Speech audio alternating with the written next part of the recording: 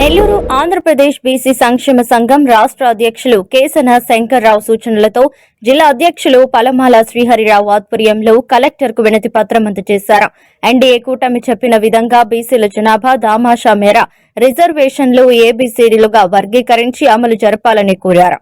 చట్టసభలలో 33%, స్థానిక సంస్థల ఎన్నికలలో 34% రిజర్వేషన్స్ అమలు చేయాలని అన్నారు. నెల్లూరులో అసంపూర్తిగా ఉన్న బీసీ భవన్ ను వెంటనే నిర్మించాలని వినతి పత్రం అందజేశామని తెలియజేశారు.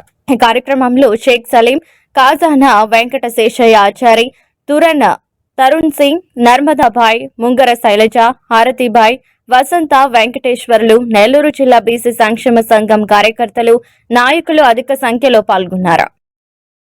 రాష్ట్ర బీసీ సంక్షేమ సంఘం రాష్ట్ర అధ్యక్షులు కేసన శంకర్రావు గారి ఆదేశాల మేర ఈరోజు త్రూఅవుట్ స్టేట్ అన్ని జిల్లాలలో జిల్లా అధ్యక్షులు, ఆంధ్రప్రదేశ్ బీసీ సంక్షేమ సంఘం అధ్యక్షులు ఈరోజు కలెక్టర్ గారికి రిప్రజెంటేషన్ ఇవ్వడం జరిగింది. ఈ రిప్రజెంటేషన్ని అటు మన ముఖ్యమంత్రి గారికి, మన ప్రధానమంత్రి గారికి పంపించాలనేదే ఈ విన్నపం. ఏంటంటే మనకి రేపు ఏప్రిల్లో లోకల్ బాడీ ఎలక్షన్స్ ఉన్నాయి కాబట్టి వాటిల్లో బీసీ రిజర్వేషన్ ఆల్రెడీ 34% ఇస్తామని మన గవర్నమెంట్ ప్రామిస్ చేసింది. అదేవిధంగా చట్టసభల్లో 33% రిజర్వేషన్ ఇప్పిస్తామని, ప్లస్ అట్రాసిటీ యాక్ట్ కూడా పెడతామనే దానిపైన ఈరోజు ఇవ్వడం జరిగింది.